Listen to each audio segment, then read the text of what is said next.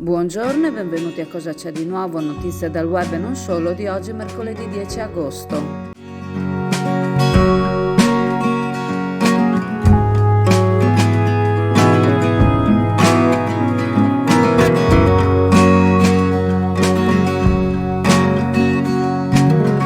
In pieno centro del centro storico di Chioggia, incuranti della presenza di tantissime persone, tanti turisti, tanti giovani seduti ai tavoli del bar, l'ennesima performance dei fratelli Penzo, in primis Marco Penzo, ormai storico sorvegliato speciale, che da mesi continua imperterrito a comportamenti che dovrebbero concludere la sorveglianza speciale e portarlo a Santa Maria Maggiore come destinazione finale. Invece continuano le repliche, questa sera una rissa con urla, schiamazzi e intervento dei carabinieri, ma i due si erano già allontanati. Qualche sera fa, durante un passaggio delle baruffe in calle, abbiamo consigliato al direttore artistico Pierluca Donin di avvalersi anche dei fratelli Penzo per dare un tocco di maggior realtà alle baruffe ciosote del Goldoni.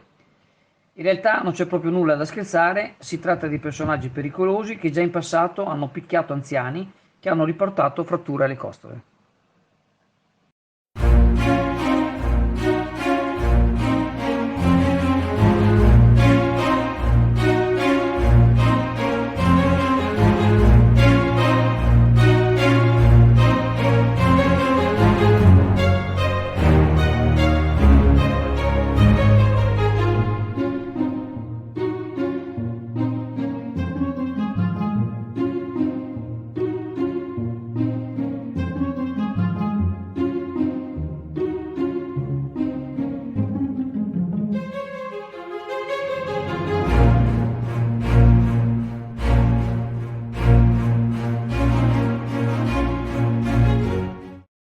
Nei giorni scorsi alla stazione di Travaso di Chioggia è esploso un razzo di segnalazione che era stato gettato nel contenitore del rifiuto secco. Grazie alla prontezza di riflessi dell'addetto al servizio è stato evitato che lo scoppio provocasse un incendio. Questi ha infatti isolato immediatamente il cumulo di rifiuti dove è avvenuta la deflagrazione, utilizzando la benna a ragno. Lo scoppio avrebbe potuto causare il ferimento di persone o anche ingenti danni. Sono state quindi avviate le indagini per individuare e punire l'irresponsabile che ha conferito il razzo di segnalazione in un contenitore del rifiuto secco.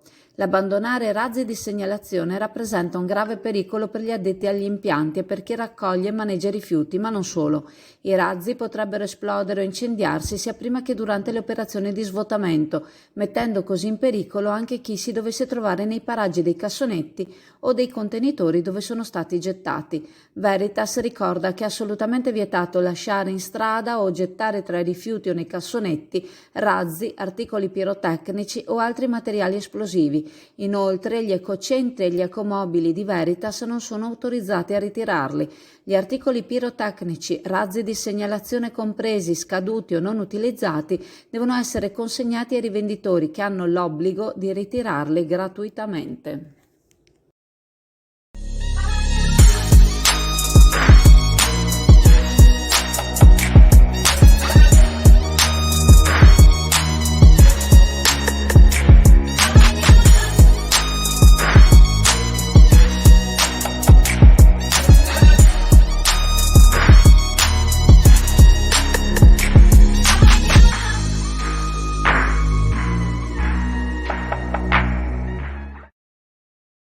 Ieri in via del Boschetto a Sottomarina una signora ha avuto un lieve incidente. Ha perso l'equilibrio mentre era in sella alla sua bicicletta, cadendo a terra, facendosi male a un braccio e non fidandosi a rialzarsi. Al suo fianco la figlia, la quale dopo aver richiesto l'intervento dell'ambulanza mentre teneva la mano della mamma, ha chiamato i parenti per avvisare di ciò che era successo, avvertire che c'era da tornare a riprendere la bici e dicendo a tutti di non preoccuparsi. All'arrivo dell'ambulanza la signora con un braccio dolorante e giramenti di testa è stata portata al pronto soccorso. Tutto ciò non fa notizia, la notizia è la generosità dimostrata praticamente da chiunque è passato per via del Boschetto mentre la signora era a terra. Tantissime le persone che si sono fermate con l'auto, con la bici o con lo scooter, chiedendo se la signora stesse bene, se fosse stata chiamata l'ambulanza, se potevano fare qualcosa. Un ragazzo si è fermato e ha voluto controllare il polso alla malcapitata fermandosi a scambiare 2 chiacchiere e scherzando sul fatto che avesse scelto un posto all'ombra per cadere a terra perché se fosse caduta dove picchiava il sole sarebbe stata peggio. La popolazione chioggiotta spesso dimostra attenzione e preoccupazione quando qualcuno subisce un incidente e cerca di attivarsi per quanto possibile per dare sollievo alla persona coinvolta. Sappiamo che non sempre è così, ma è rassicurante pensare che in caso di necessità possiamo fare affidamento sulla generosità altrui.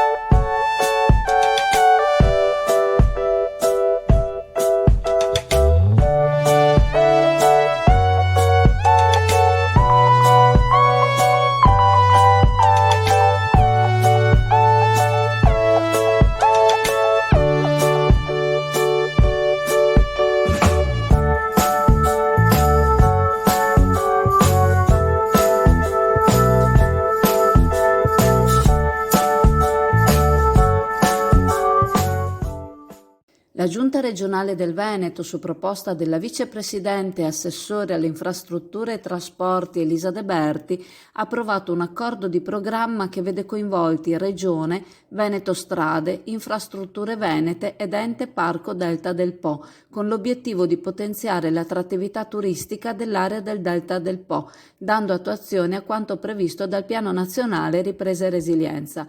Si tratta di un progetto rivolto al Parco del Delta del Po che vede la collaborazione tra Veneto ed Emilia-Romagna per un importo complessivo di 55 milioni di euro, di cui 25 milioni assegnati al Veneto, con interventi che devono mirare al richiamo turistico, dando la priorità al turismo lento, quali infrastrutture rivolte a percorsi a piedi e ciclovie, collegandole a musei, rete fluviale, percorsi natura. Si tratta di uno strumento per valorizzare l'area del Delta, un progetto che interessa il trasporto ferroviario, la navigazione e la bicicletta e che guarda al futuro, proponendo un modello diverso di sviluppo economico, sociale ed ambientale, afferma la vicepresidente Elisa De Berti. Questo accordo rappresenta la dimostrazione che i fondi del PNRR, se incanalati e utilizzati in progettualità concrete, possono offrire una reale occasione di rilancio anche per le destinazioni turistiche, ha commentato l'assessore al turismo della Regione Veneto Caner.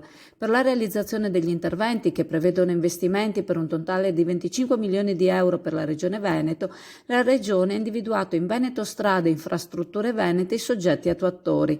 In particolare, l'accordo con Veneto Strade permetterà di mettere in rete circa 155 km di tracciati ciclabili afferenti ai 2 assi ciclopedonali nazionali delle ciclovie Vento e Adriatica, col collegamento a vari centri abitati, inclusa Chioggia, con accesso diretto anche alla stazione ferroviaria. L'accordo con Infrastrutture Venete è finalizzato all'acquisto di materiale rotabile da destinare anche alla linea ferroviaria Rovigo-Chioggia.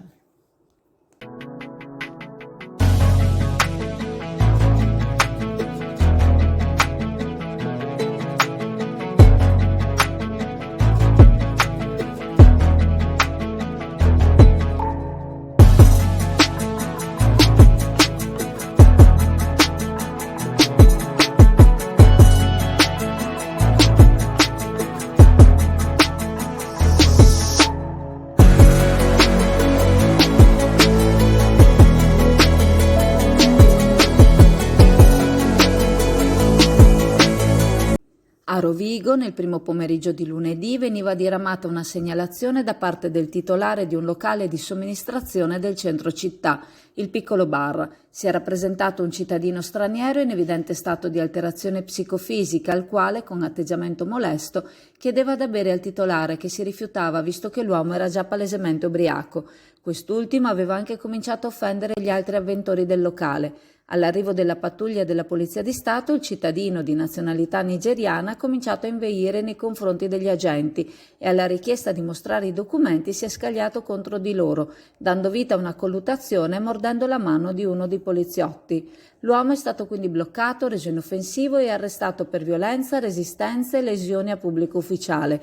Il pubblico ministero ha quindi disposto di trattenere l'uomo in questura fino al processo per direttissima avvenuto ieri mattina, al termine del quale è stato convalidato l'arresto, disponendo il divieto di dimora nella provincia di Rovigo come misura cautelare.